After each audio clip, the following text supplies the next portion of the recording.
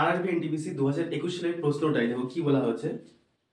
একটি স্কুলে বালক ও বালিকাদের অনুপাত 2:3 যদি 20% বালক ও 25% বালিকা বৃত্তি পায় তবে বৃত্তি পায় না এমন পড়ুয়ার সংখ্যা কত?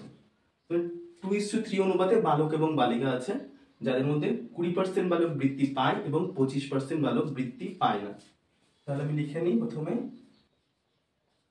বালক ইস টু বালিকা 2:3 অনুপাতে আছে। এবার বৃত্তি পাই দেখো বালকদের পাই 20% এবং বালিকাদের পাই কত 25%।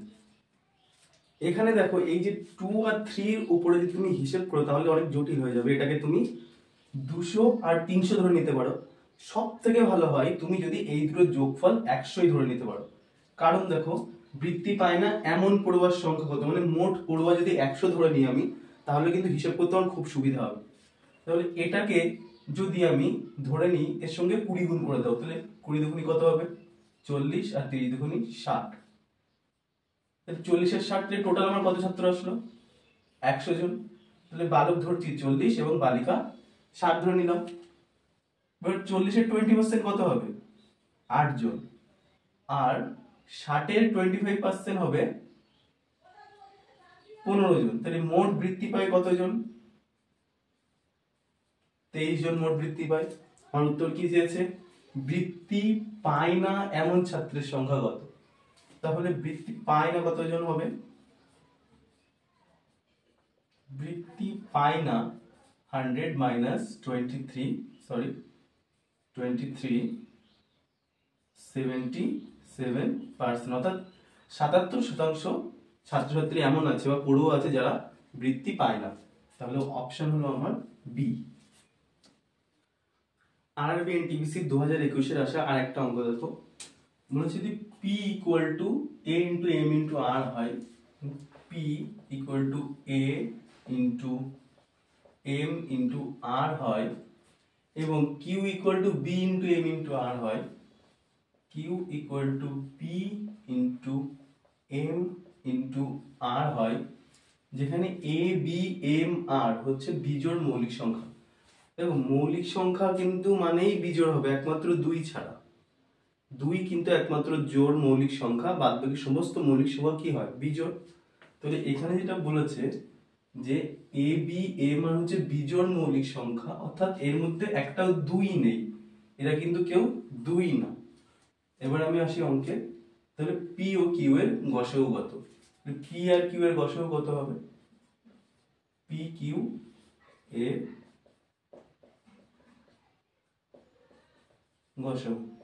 গসাগু মানে কি সাধারণ উৎপাদক, যেটা সবার মধ্যে থাকবে।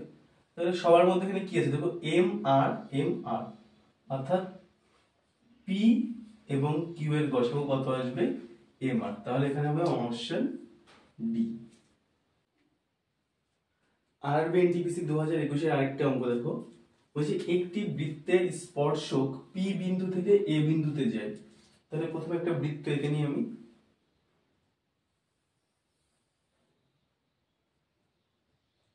একটি বৃত্তের স্পর্শক পি বিন্দু থেকে এ বিন্দুতে যায়। আমি বাইরে যে কোনো একটা জায়গায় পি বিন্দু ধরে নিই, এটা ধরো পি বিন্দু।